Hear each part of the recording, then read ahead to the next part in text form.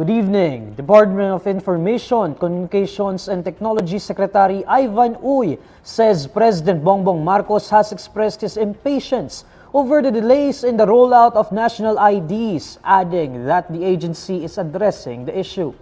In a palace briefing, Uy shares that during their sectoral meeting with the President, Marcos expressed his impatience brought by the delays in releasing the Philippine Identification System IDs or the national IDs.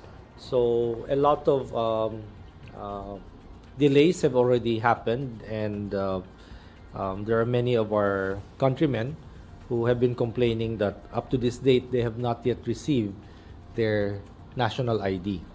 And so the President has expressed his impatience because a lot of things needed to be done, and it's all dependent on the deployment of a national ID.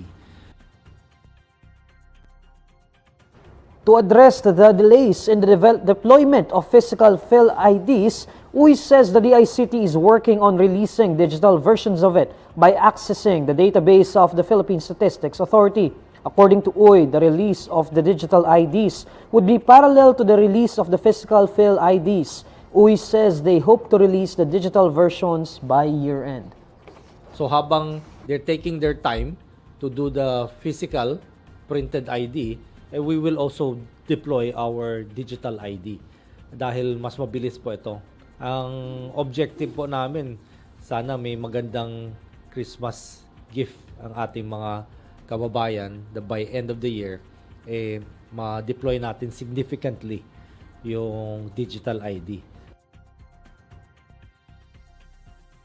Defense Secretary Gibo Teodoro says there is a pressing need to leverage and strengthen the country's ties with allies such as the United States, noting the changing threat situation in the West Philippine Sea.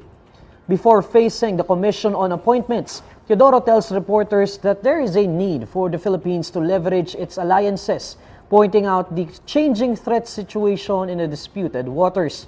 Teodoro adds that this is, quote, not for anything but to enforce the rules-based international order. This comes after Senator Robin Padilla, in a Senate hearing, questioned the capability of the Philippine Coast Guard to conduct resupply missions in the West Philippine Sea without the aid of the United States. In the same hearing, Senate President Juan Miguel Zubiri admitted the country needs the aid of its allies, including the United States, whether we like it or not. The Department of Foreign Affairs says the Philippines has already filed a total of 43 diplomatic protests against China in 2023 alone.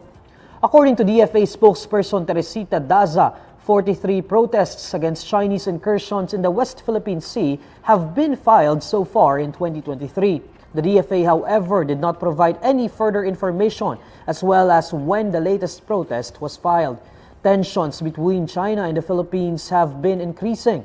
In August, the China Coast Guard fired water cannons at a convoy of vessels led by the Philippine Coast Guard for a resupply mission to BRP Sierra Madre. Another resupply mission the same month was met with China's attempts to block, harass, and interfere with Philippine vessels. Last September 8, China Coast Guard vessels again attempted to block Philippine boats on another resupply run. The House of Representatives is now one step closer to finalizing the 2024 national budget after committee-level hearings ended Tuesday night. In a statement on Wednesday, House Committee on Appropriations Chair Representative Elizalde Co says the lower chamber has taken significant strides towards finalizing the 2024 budget, stressing their task to lay down a budget benefiting Filipinos. The Appropriations Panel discussed the proposed 2024 budget of each government agency during hearings that kicked off on August 10 with the Development Budget Coordination Committee. The last deliberation was on Tuesday, September 12, on the requested budget of the Commission on Higher Education next year. Appropriations Panel Senior Vice Chairperson Representative Stella Kimbo says the next stage of the national budget formulation will be at the plenary beginning September 19. The House aims to finish all debates and pass the 2024 national budget before Congress takes a break on September 30.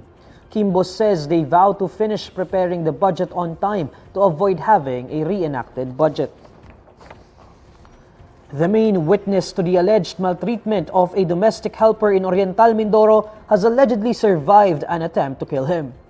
According to Senator Francis Tolentino, two unidentified men shot at the witness, alias Dodong, in his house in Paluan, Occidental, Mindoro at around 8:30 p.m. on Tuesday. The senator adds Dodong is already safe and secure based on the report of Philippine National Police Regional Office Mimaropa Director General Joel Doria. Tolentino expresses concern over the apparent attempt to murder the witness, as he emphasizes that the safety of the witness is paramount in a quest for justice. Tolentino currently sits as chairperson of the Senate Committee on Justice and Human Rights, which began an investigation on the alleged severe maltreatment of household help LV Vergara by her former employers. A lawyer who identifies himself as a representative of a group of social media broadcasters says he has filed a criminal case for violation of the cybercrime law against its Showtime hosts, Vice Ganda and Ayon Perez.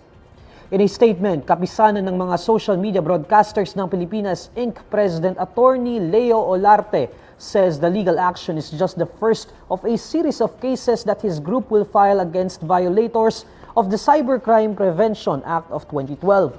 Olarte says, however, that the criminal case was, quote, never triggered nor influenced by the noontime show suspension.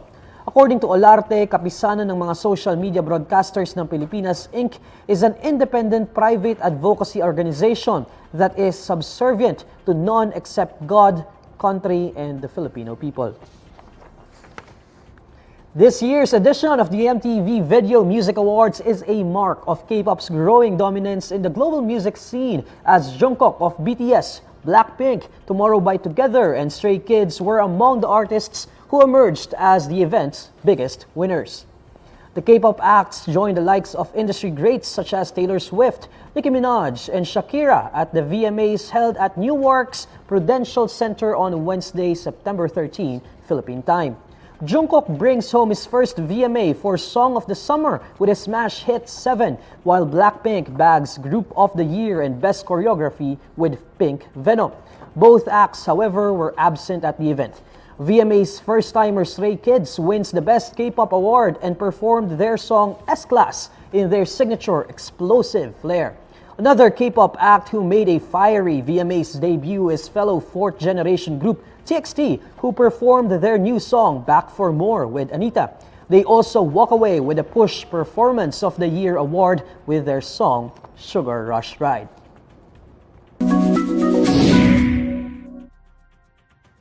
Alamin naman natin ang mainit na balita sa mundo ng showbiz kasama si Ervin Santiago ng Bandera. Ervin? Hi Neil at sa lahat ng mga kabandera natin all over the universe. Ito na nga ang latest Bandera Chika.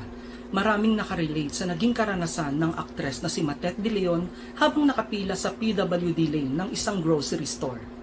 Pinagtinginan daw kasi siya ng ilang nakasabayan niya sa pila na inakalang ginamit ang kanyang pagiging artista at kasikatan para lang mauna at mapabilis ang pagbabayad niya sa grocery. Ayon sa anak ng superstar na si Nora Honor, talagang dumiretso siya sa PWD lane nung araw na namili siya dahil totoo namang isa siyang person with disabilities. Hindi lang daw kasi ito nakikita sa physical niyang anyo. Kwento pa ni Matet, talagang nilapitan at kinalabit pa raw siya ng isang mamimili at pinalipat sa ibang cashier ng supermarket. Paliwanag ng aktres, meron daw siyang bipolar disorder kaya itinuturing siyang PWD. Hindi lang daw ito halata kaya tinawag daw ng isang yayamaning babae ang kanyang atensyon. Inamin ni Matet na hiyang-hiya siya sa naturang eksena hindi lamang sa mga taong naroon kundi pati na rin sa kanyang sarili.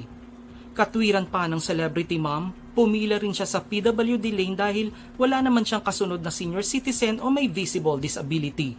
Sinabi pa ni Matet na mahirap din ang kalagayan nilang may mental health issues na hindi visible sa mata ng ibang tao. Sanay daw kasi ang ilang tao na ang may mental illness ay yun lamang nagtutulo ang laway o nagsasalita mag-isa. Umaasa si Matet na sa pamamagitan ng ibinahagi niyang karanasan ay mas magiging aware ang mga Pilipino sa pinagdaraanan ng mga taong may mental health problems. Huwag na raw sanang umabot sa puntong kailangan pa nilang isabit sa kanilang leeg ang kanilang mga PWD ID. Mensahe pa niya sa mga katulad niyang may mental health issues, kung kaya namang magtiis ng sandali, paunahin na ang matatanda at yung talagang makikitang hirap na hirap ng pumila. At yan ang bandera chika natin today. Thanks, Neil. Maraming salamat sa Irvin. Here's the latest roundup of today's top stories. DICT Secretary Ivan Uy says President Marcos has expressed his impatience over the delays in the national ID rollout, adding that the agency is addressing the issue. Ombudsman Samuel Martires clarifies earlier statement on suggestion to stop the publication of initial audit observation.